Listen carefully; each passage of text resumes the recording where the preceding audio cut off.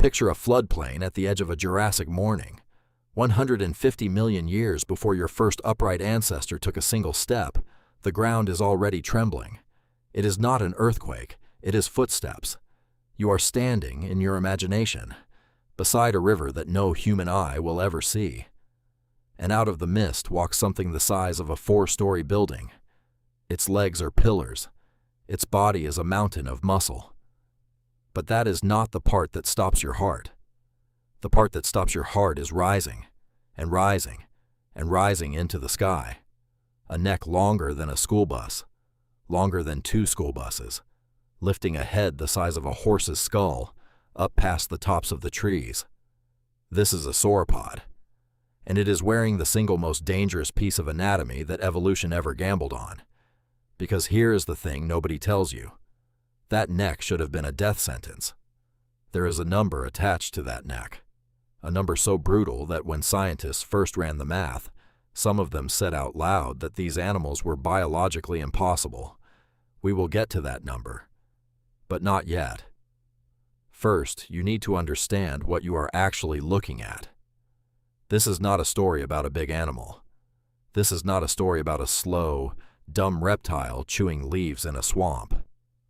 This is not a story about a creature that got lucky.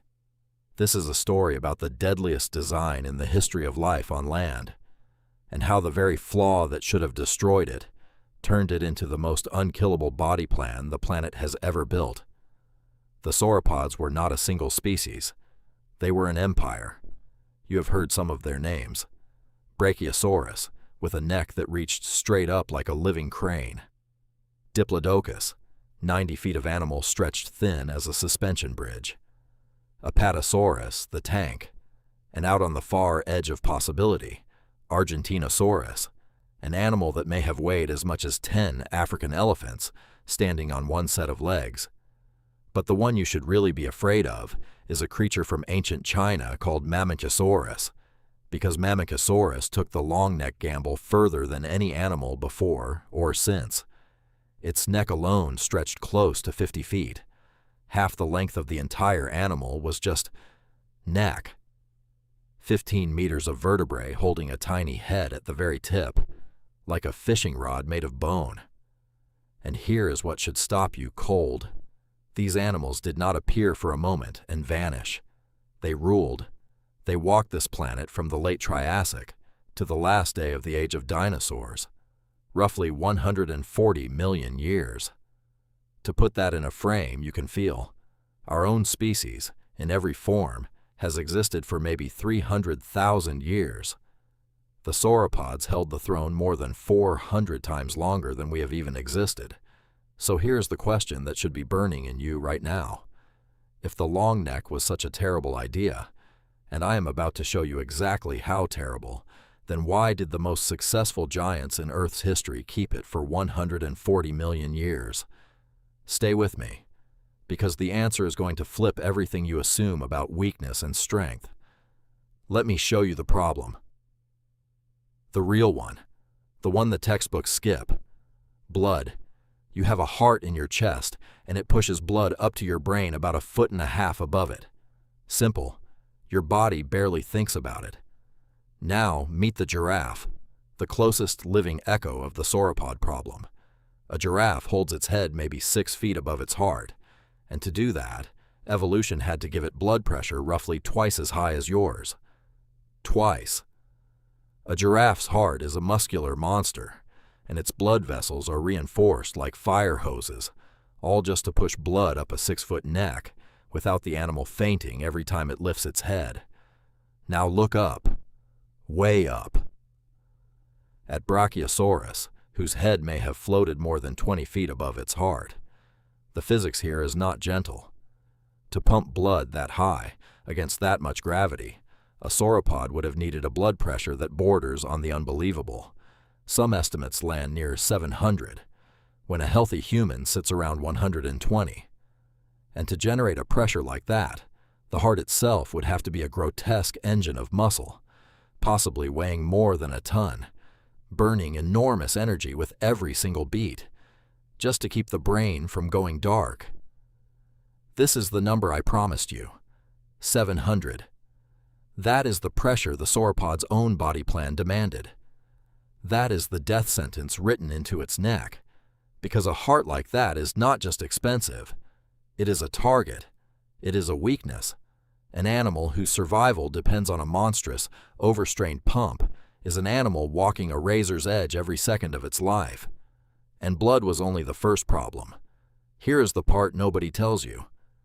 The neck had a second killer hidden inside it, and this one was invisible. Take a breath right now. Feel the air go in. Not all of that air reaches the deep part of your lungs where oxygen actually crosses into your blood. Some of it just sits in the pipe, your windpipe, your throat, filling space, doing nothing. Scientists call that dead space. In you, it is a few tablespoons. You never notice.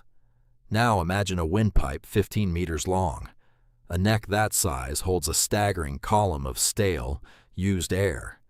Every breath the animal takes has to first shove all of that dead air back and forth before any fresh oxygen can reach the lungs. On paper, an animal breathing through a pipe that long should have been suffocating slowly on its own exhaust. It should not have been able to get enough oxygen to move that mountain of a body at all. Pay attention to this, because it is where the whole story turns. By every rule we just laid out, the impossible blood pressure, the monstrous heart, the suffocating dead air, the sheer crushing weight of holding 50 feet of bone off the ground, the sauropod should not exist. The math says it should have collapsed under its own design. For decades, that is exactly what some scientists believed. They looked at these animals and said the long neck was a fatal flaw, a beautiful mistake, an evolutionary dead end that physics should have erased. They were wrong, and the reason they were wrong is the most extraordinary part of this entire story.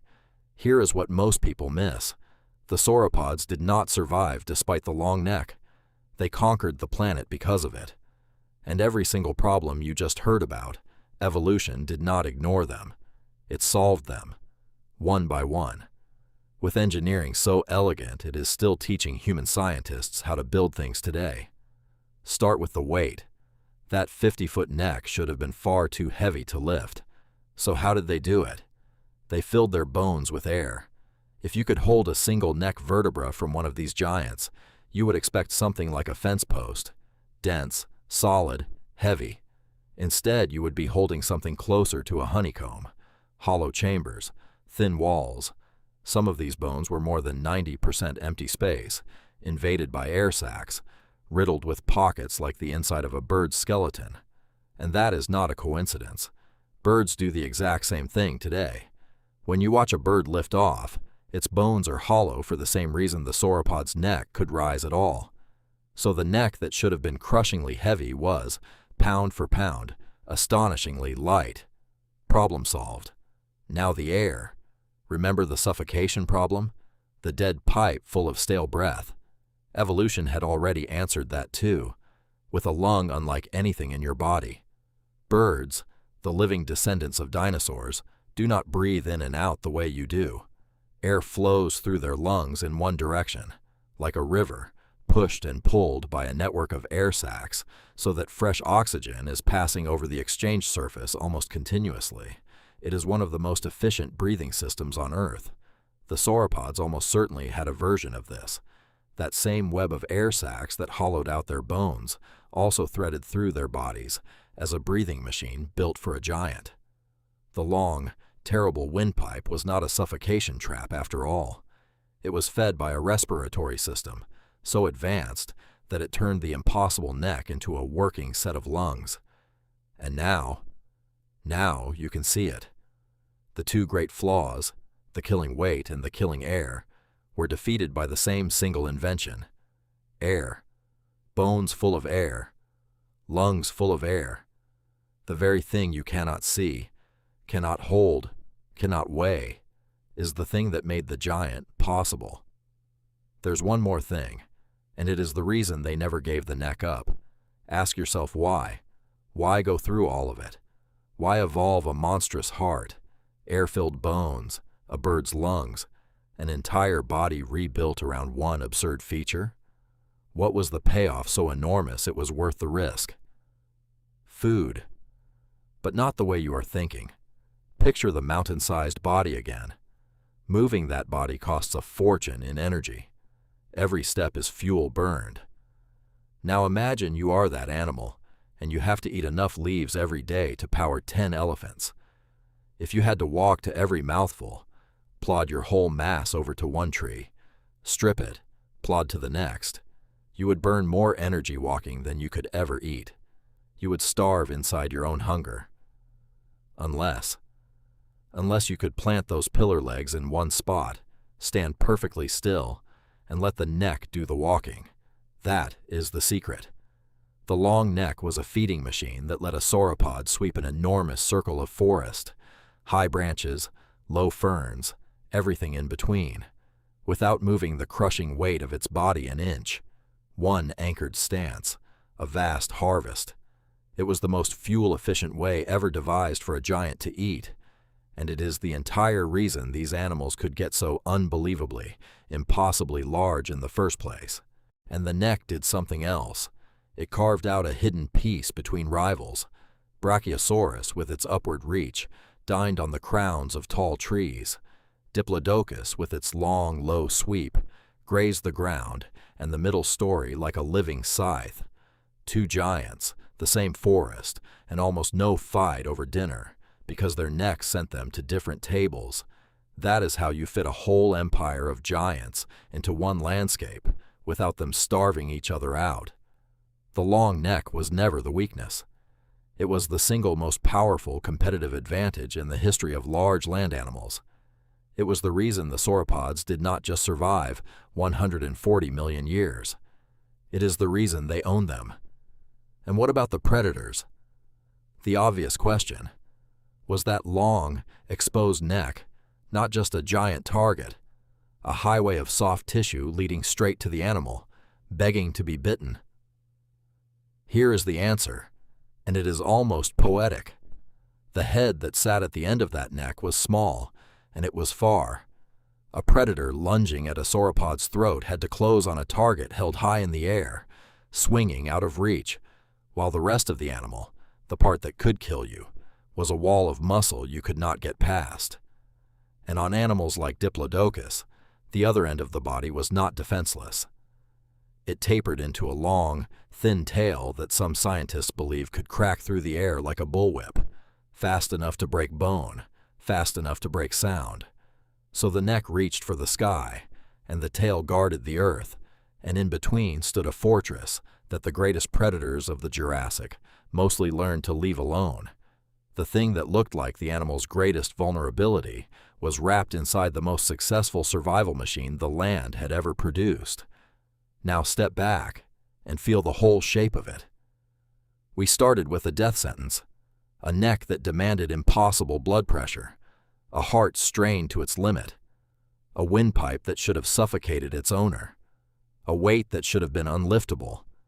Every rule of physics standing up to say, this animal cannot exist. And every single one of those death sentences was answered, not by luck, not by accident, but by a body so ingeniously engineered that we are still reverse engineering it today. Human designers study those hollow, air-braced bones when they build lightweight structures. Biologists study that one-way avian lung as one of the finest breathing systems nature ever produced. The sauropod did not just solve the problem of the long neck. It solved it so well that 150 million years later, the smartest animals on the planet are taking notes. So let me leave you with 3 things to carry out of here. The first is a fact. The long neck of the sauropods was not a flaw and not an accident. It was the most successful feeding adaptation ever evolved by a land animal, and it is the direct reason these creatures became the largest to ever walk the earth. The second is closer to you than that. What looked, from the outside, like the most obvious weakness, the fragile, exposed, overextended neck, was in truth the exact source of their strength. The thing everyone would have bet against was the thing that made them unbeatable. And the third is the one I want you to sit with tonight. For 140 million years, An animal carried a feature that the math said should have killed it, and instead it wore that feature like a crown and ruled longer than almost anything that has ever lived. The impossible neck was never the sauropod's weakness. It was its masterpiece.